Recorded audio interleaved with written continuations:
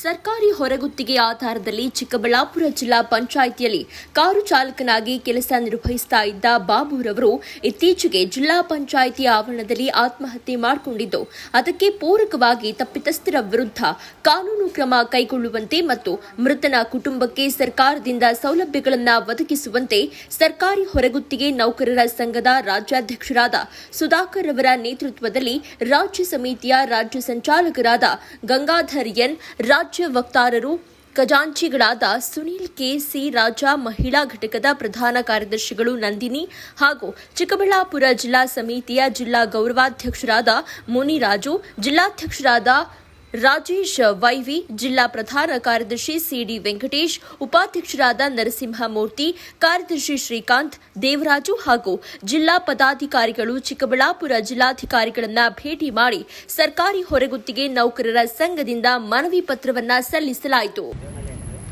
ನಮ್ಮದು ಮುಖ್ಯ ಉದ್ದೇಶ ಏನಂದರೆ ಹೊರಗುತ್ತಿಗೆ ನೌಕರು ಏನು ಕೆಲಸ ಮಾಡ್ತಾರೋ ಅವ್ರ ಮೂಲಭೂತರಿಗೆ ಯಾವತ್ತೂ ಧಕ್ಕೆ ಆಗುತ್ತೋ, ಅವ್ರು ಬರೋಂಥ ಏನೋ ಸರ್ಕಾರಿ ಸೌಲಭ್ಯ ಯಾವತ್ತೂ ಅಡಚಣೆ ಆಗುತ್ತೋ ಅಂತ ಪರವಾಗಿ ನಾವು ಹೋರಾಟ ಮಾಡೋಂಥದ್ದು ನಾವು ಆರ್ಗನೈಸೇಷನ್ ಮಾಡ್ಕೊಂಡು ಬರ್ತಾ ಇದ್ದೀವಿ. ಈಗಾಗಲೇ ಎಲ್ಲ ಜಿಲ್ಲಾ ಮಟ್ಟದಲ್ಲೂ ಮತ್ತು ತಾಲೂಕು ಮಟ್ಟದಲ್ಲೂ ಮಾರ್ಗದರ್ಶನ ಗ್ರೌಂಡ್ಗಳಿದೆ ಮತ್ತು ಎಲ್ಲ DC ಆಫೀಸ್ಗಳಲ್ಲೂ ನಮ್ಮ ಸಂಘಟನೆ ಸಕ್ರಿಯವಾಗಿ ನಡೀತಾ ಇದೆ. ಇವತ್ತು ನಮ್ಮ ಬಾಬುವನ್ನವರು, ಕಾರ್ ಚಾಲಕದ ಬಾಬುವನ್ನವರು ಇವತ್ತು ಆತ್ಮಹತ್ಯೆ ಮಾಡ್ಕೊಂಡಿದ್ದಾರೆ. ಆತ್ಮಹತ್ಯೆಗೆ ಪ್ರಚೋದನೆ ಕೊಟ್ಟರು ಇನ್ನೊಂದು ಆ ವ್ಯಕ್ತಿಗಳು ಕೂಡಲೇ ಬಂಧ ಮಾಡಬೇಕು. ಫಸ್ಟ್ ಆಗ್ತಾರೆ ಕೂಡಲೇ ಬಂಧ ಮಾಡಿ ಕಾನೂನು ಪ್ರಕಾರ ಅವ್ರನ್ನ ಏನೇನು ಶಿಕ್ಷೆ ಒಳಪಡಿಸಬೇಕು. ಅದ್ರ ಜೊತೆಗೆ ಅಟ್ರಾಸಿಟಿ ಹಾಕಿರೋದ್ರಿಂದ ನಮ್ಮ ಹುಡುಗ ಒಬ್ಬ ದಲಿತ ಹುಡುಗನ ಆಗಿರೋದ್ರಿಂದ ದಲಿತ ಅನ್ನೋದಕ್ಕಿಂತ ಹೊರಗುತ್ತಿಗೆ ನೌಕರನ ಕನ್ಸರ್ನ್ ಮೇಲೆ ನಾನು ಮಾತಾಡ್ತಾ ಇದ್ದೀನಿ.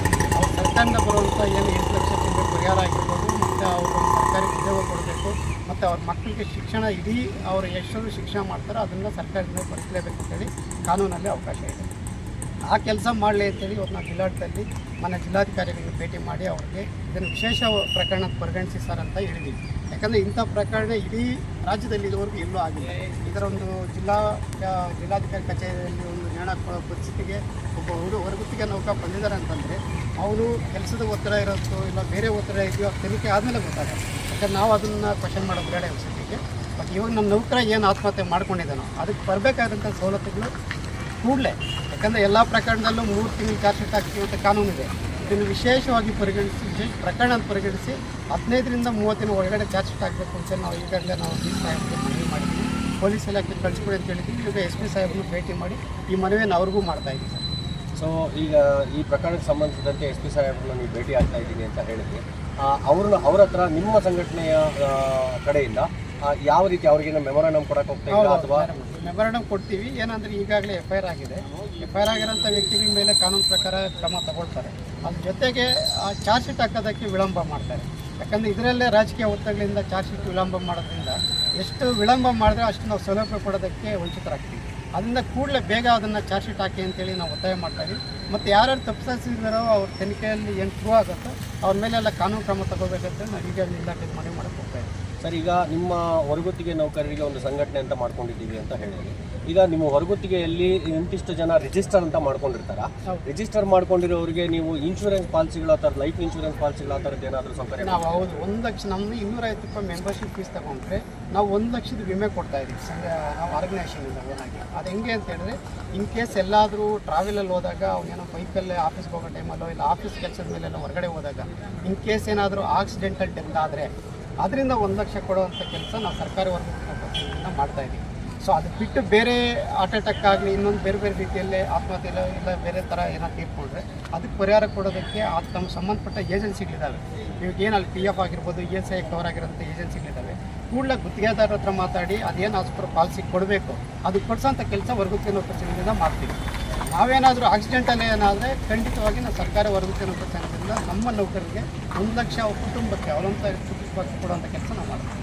ಈಗ ಇದಕ್ಕೆ ಸಂಬಂಧಪಟ್ಟಂತೆ ಸರ್, ಈಗ ಇನ್ನೂ ಚಿಕ್ಕಬಳ್ಳಾಪುರದ ಅಥವಾ ಬೇರೆ ಜಿಲ್ಲೆಗಳಿಗೆ ಸಂಬಂಧಿಸಿದಂತೆ ಅನೇಕ ಸರ್ಕಾರಿ ಕಚೇರಿಗಳಲ್ಲಿ ಜಾಸ್ತಿ ಇರುವಂಥದ್ದು ಹೊರಗುತ್ತಿಗೆ ನೌಕರರು. ಹೊರಗುತ್ತಿಗೆ ನೌಕರರು ತುಂಬ ಕಷ್ಟಪಟ್ಟು ಕೆಲಸ ಮಾಡ್ತಾರೆ ಅನ್ನೋದು ಎಲ್ಲರಿಗೂ ಗೊತ್ತು.